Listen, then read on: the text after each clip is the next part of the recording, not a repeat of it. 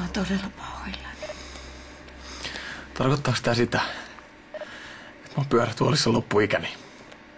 Sitä ei voi kukaan sanoa vielä tässä vaiheessa. Mutta toivotaan niin, että sä kuntoudut ja sä... Lähde menee. Kuulit sä? Häivy.